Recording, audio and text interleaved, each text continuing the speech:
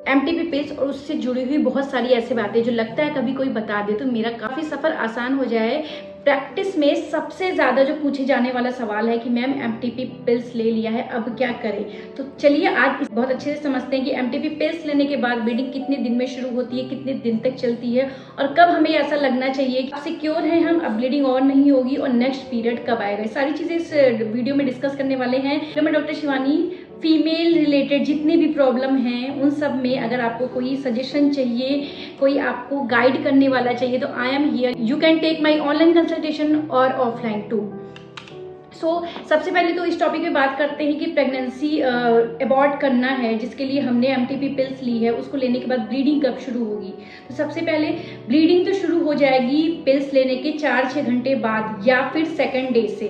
But bleeding कितनी होने वाली है, ब्लीडिंग होगी आपके नॉर्मल पीरियड से ज़्यादा, मतलब जितना नॉर्मल पीरियड में हमें ब्लीडिंग होती है उससे ज़्यादा ब्लीडिंग होने वाली है।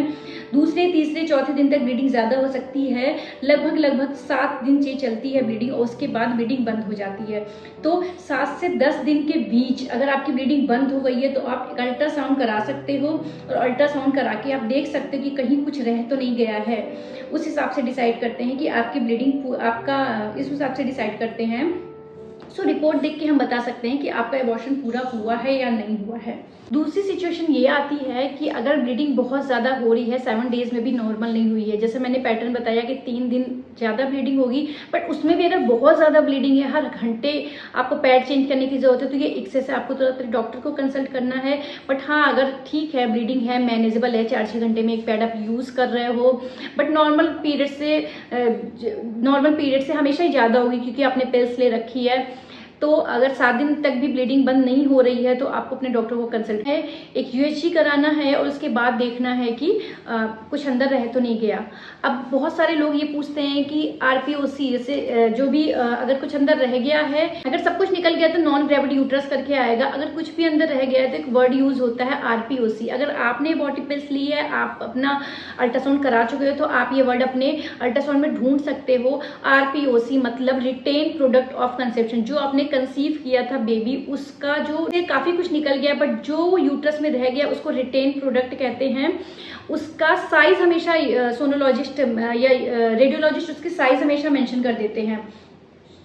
तो उसमें अगर लोग पूछते हैं कि मैडम मेरा इतना साइज है, क्या हमें फिर से डीएनसी करानी पड़ेगी। बहुत सारे मुझे फॉलोअर्स के भी क्वेश्चन आते हैं, बहुत सारे लोग ओपीडी में भी आके पूछते हैं, कि मैम मेरे आरपीओसी का इतना साइज है तो क्या हमें फिर से डीएनसी करानी है या टैबलेट से ऐसा हो सकता है। देखो, आरपीओसी का साइज मैटर करता है प्लस पेशेंट के सिम्टम्स भी मैटर करते हैं। अगर ब्लीडिंग बहुत ज्यादा हो रही है, रुकी नहीं रही है, तो बेटर रहेगा आप डीएनसी या डीएनई की तरफ जाओ।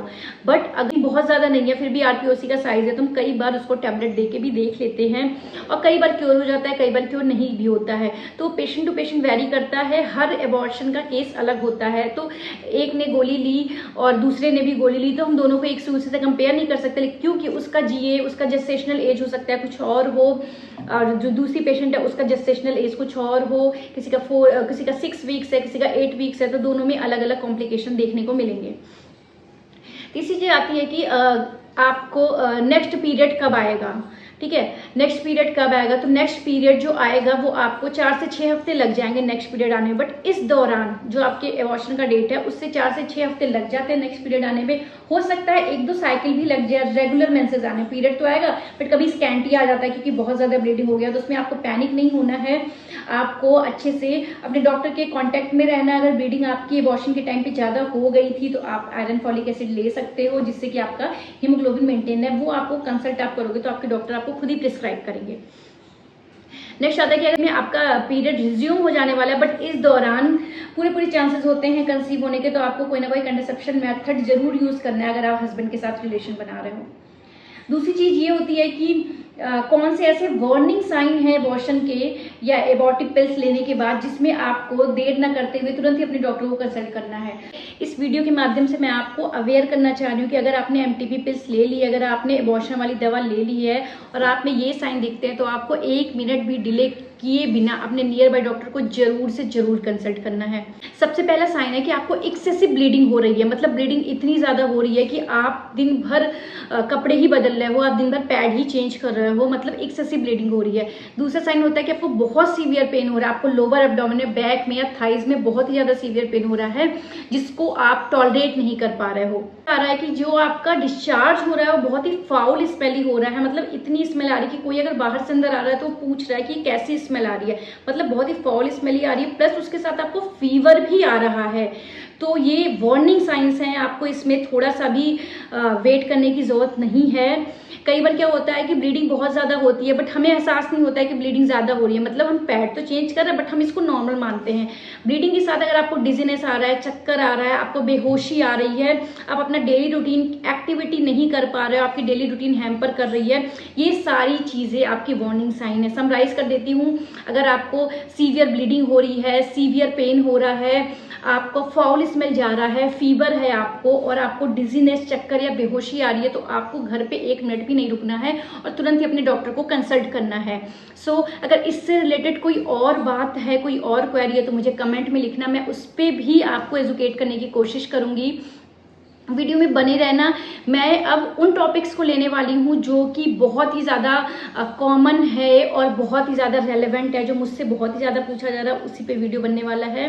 और अगर मेरे से सेकंड ओपिनियन लेनी है या मेरे को कंसल्ट करना है, आप नीचे दिए गए नंबर पे ऑनलाइन कंसल्टेशन बुक कर सकते हो, आप मुझसे कॉन्टैक्ट कर सकते हो और अपने मेडिकेशन या ट्रीटमेंट के लिए मुझे अप्रोच कर सकते हो। मैं इस वीडियो में मैं कुछ क्वेश्चंस भी ले रही हूँ। क्या MTP पिल्स लेने के बाद प्रेगनेंसी टेस्ट कर सकते हैं? अगर आप MTP पिल्स लेने के बाद प्रेगनेंसी टेस्ट करोगे तो ज़्यादा चांसेस है कि पॉजिटिव ही आए, क्योंकि जब तक प्रोडक्ट ऑफ कंसेप्शन आपके यूट्रस में है वो हमेशा पॉजिटिव साइन ही शो करेगा। बेटर रहेगा कि अगले पीरियड के बाद ही आप UPT फिर से रिपीट करो, क्योंकि SCG को हार्मोन भी बढ़ा हुआ होता है और उसको फॉल डाउन होने में थोड़ा टाइम तो लगता ही है। MTP पिल्स फ्यूचर प्रेगनेंसी को अफेक्ट कर सकता है क्या? MTP पिल्स अगर आपने एक बार ली है, डॉक्टर के कंसल्टेशन में ली है, तो चांसेस कम है कि फ्यूचर प्रेगनेंसी को अफेक्ट करे। बट अगर कई बार होता है कि एक प्रेगनेंसी में ही 2-3 बार पेशेंट MTP पिल्स लेकर आता है, तो उसमें क्या करना चाहिए, एक बार अपने डॉक्टर को जरूर कंसल्ट करना चाहिए। किसी भी मेडिसिन का ओवर यूज़ नहीं करना है। MTP पिल्स कोई कैंडी नहीं है कि जब दिल करे तब खा लिया। अगर आपको प्रेगनेंसी नहीं कंटिन्यू करनी है तो आपको उसके लिए कोई इंतजाम करके रखना होगा, कोई कंट्रासेप्शन यूज़ करना पड़ेगा। MTP पिल्स के बाद पीरियड कब आते हैं? 4 से 6 हफ्ते लग जाते हैं पीरियड आने में। क्या MTP पिल्स खुद लेना घर पर सेफ है? नहीं, MTP पिल्स कभी भी खुद लेना सेफ नहीं, क्योंकि हमेशा MTP पिल्स लेने से पहले हम एक अल्ट्रासाउंड कराते हैं। पहले ये देखते हैं कि बच्चा कहाँ लगा है, बच्चा बच्चेदानी में है या बच्चेदानी के बाहर तो नहीं है। उस हिसाब से हम डिसाइड करते हैं कि MTP पिल्स आपको देना है या नहीं देना है। MTP पिल्स लेने के बाद इन्फेक्शन हो सकता है क्या? MTP पिल्स लेने से इन्फेक्शन नहीं होगा, बट हाँ MTP पिल्स लेने के बाद जो ब्लीडिंग होती है उसमें आप कौन सा कपड़ा यूज़ कर रहे हो, कई बार लोग पैड्स ना यूज़ करके कपड़ा यूज़ करते हैं, अगर वो इन्फेक्शियस है या ब्लीडिंग बहुत लंबे समय तक चली तो इन्फेक्शन होने के चांसेस होते हैं। MTP पिल्स में कितना ब्लीडिंग होता है? तो ब्लीडिंग 7 डेज का होता है और MTP पिल्स में ब्लीडिंग 7 डेज का होता है, बट अगर उससे ज़्यादा चल रहा है और हैवी ब्लीडिंग चली तो आपको डॉक्टर को कंसल्ट करने की जरूरत है।